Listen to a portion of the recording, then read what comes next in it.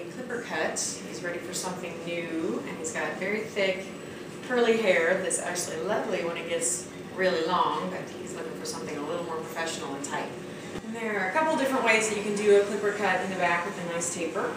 You can do clipper over comb, like I'm doing right now, slightly angling away from the head, so it gets slightly longer through the over direction of the angling of the comb, and it's a nice blended look. And I do everything on a diagonal, that way there's no hard horizontal or vertical lines. It follows the head shape a little bit more.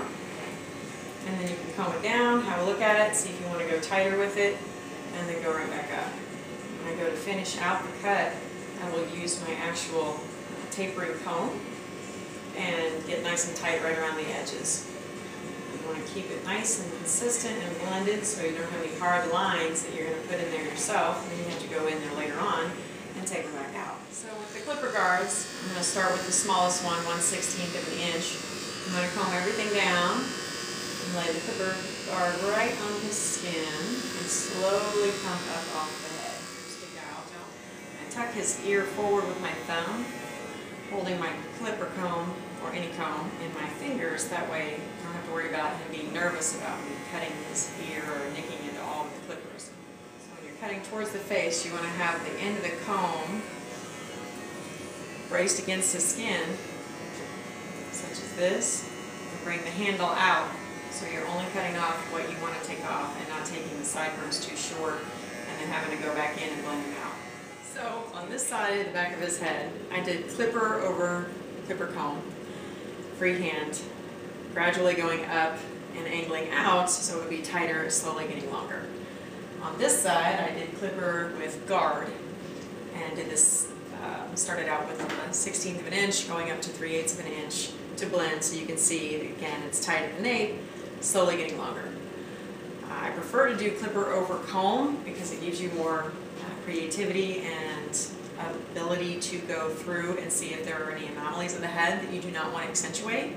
If you use clipper guards, you're actually mimicking the shape of the head.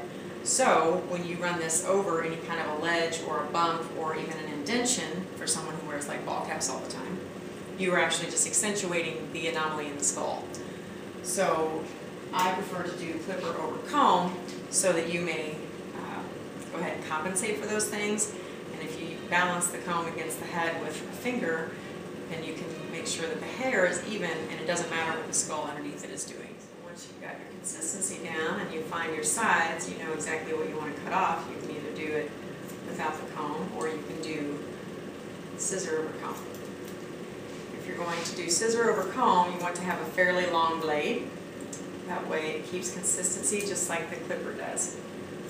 And you want to make sure that your tension knob is on the top so it doesn't actually bump into the comb. With my haircuts, I do a shampoo and condition before we ever start the cut. That way it gets all the product out of the hair that will dull your clippers or shears if you're cutting through it.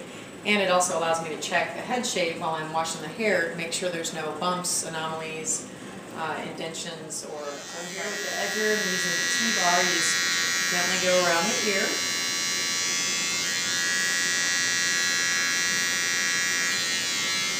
And again, hold this, hold the comb in your fingers, hold the ear forward with the thumb. Just take any little hairs off back there that may have been hiding when you've been